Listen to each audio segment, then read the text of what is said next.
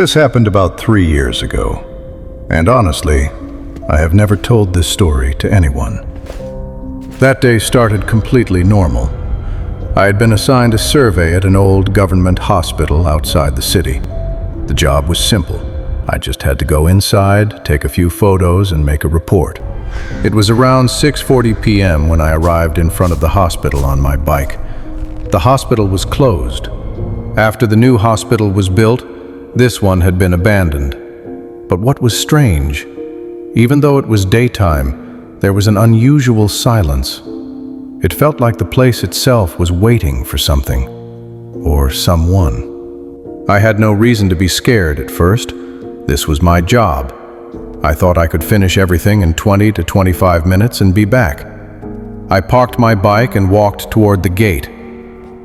As soon as I pushed open the main door, it screeched loudly. The sound froze my breath for a second. Inside, the smell of medicine, dampness, and old machinery hit me. I took my first step in.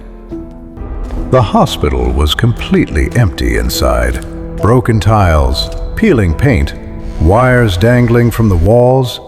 Every step I took echoed loudly on the floor. And at that moment, I felt for the first time I was alone, but maybe not entirely alone.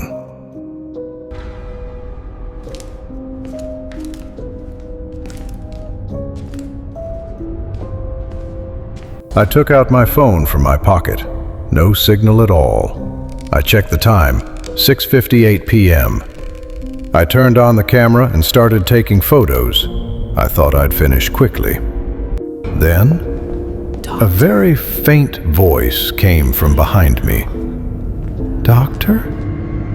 It was so soft that at first I thought I had imagined it.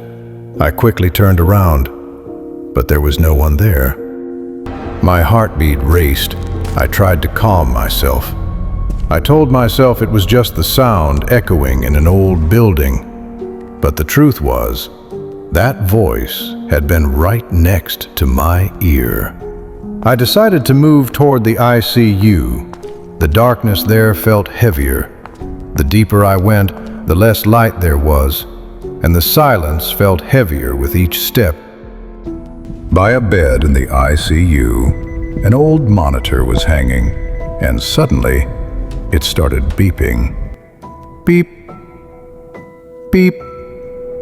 I froze, because the machine could not work without electricity.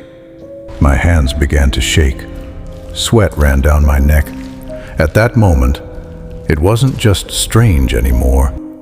It was terrifying. The beeping of the monitor echoed in my ears. For a few seconds, I just stood there. My mind kept repeating only one thought. How can this machine be running without electricity? I tried to take a step back, slowly. As I stepped back, I heard someone breathing behind me. Very close. A breath so near that it felt inside my ears. I turned quickly, but again, no one. I needed to find a way out. I moved down the corridor, but something felt wrong. The hallway that looked short a few minutes ago now seemed endless. It was like the place was stretching with every step I took. I started walking faster, and then, clang! Some metal fell on the floor. I froze, because the sound didn't come from ahead, it came from behind me. I glanced back slowly. At the end of the corridor, something was standing. I couldn't see it clearly, just a tall shadow. It wasn't moving, but I felt like it was watching me. I decided to run. My mind wasn't working properly. I ran as fast as I could. My breathing went out of control. Every step echoed loudly in the hospital, and I felt someone was following me. I saw stairs going down. Without thinking, I ran down. But as soon as I reached the bottom, I heard another sound. Steps. Not mine. At the end of the stairs, I was in the basement. The air was cold. Old posters hung on the walls. Some of them had words, "Isolation Ward." At that moment, my heart started pounding even faster because I had never heard of an isolation ward in this hospital. Small rooms were in the basement, some open, some closed. On the wall of one room, there were scratch marks, marks like someone had clawed them, and the scratches were from inside, pointing outwards. I shone my phone's flashlight on the wall. Under the dust, They said I was cured. something was written. Names, dates, and a line.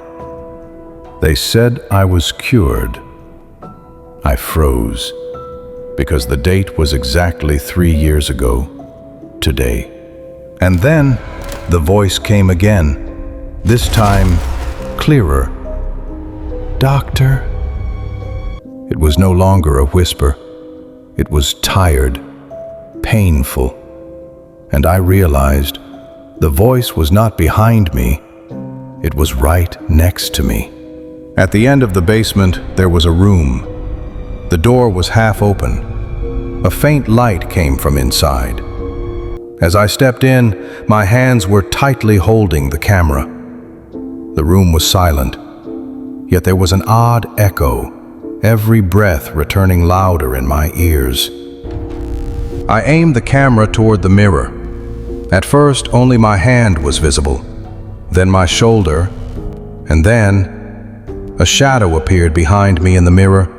It wasn't clear, incomplete, but I could feel it was aware of my presence. Finger marks appeared as well from inside the mirror. Inside. Below the mirror, a small plate. Dust was wiped away. A name appeared. The same name that was in the file. The same name that was written on the wall. And the same name on my hand. My breath caught. That's when I realized this was not just a survey. This place knew me. On the wall, there was more writing. Patient was never discharged. My hands started trembling. If the patient never left, then who am I outside this place? I now felt I was not alone in the room. 2 breaths, one mine, the other slow, old, right behind me, so close. Then the voice spoke again. Do you still want to leave this place? "Do you still want to leave this place?" So close, so soft. I couldn't answer. And then I realized the voice was my own, the one that had been asking for help all along. At the same time, I heard sounds from outside, footsteps, rustling papers, the faint sound of a moving car, as if the world was still moving. But I was trapped here. Time had stopped in this place. In the mirror, I saw my reflection incomplete. I realized I was never fully part of this world. The doctor's voice echoed slowly in my ears. "You always feel like you have left, but this place reminds you every time that you never truly went." Suddenly, the beeping of the machine grew louder. Beep, beep, beep, beep. Every sound around me felt amplified in my ears. My breath slowed. My hands were shaking. I looked down. The camera was in my hands, tightly held. And then I realized it was the same camera that had always been there, as if I had always held it. I glanced toward the window. Sunlight was outside, people walking, life going on. But I was still trapped here. The doctor's voice slowly echoed, "You didn't leave. Not ever." I felt it. My hand was trembling from the palm down. The camera was in front of me, and my reflection in the mirror was incomplete. I knew the one living outside was not me. The screen went black. The beeping stopped. Every sound vanished. The light in the room slowly faded, and one final line appeared. I never told anyone this before. Then the very first scene repeated. The room, the ceiling fan, the clock ticking, the phone on the table, screen off, and only one sound, my voice. Some people don't escape places.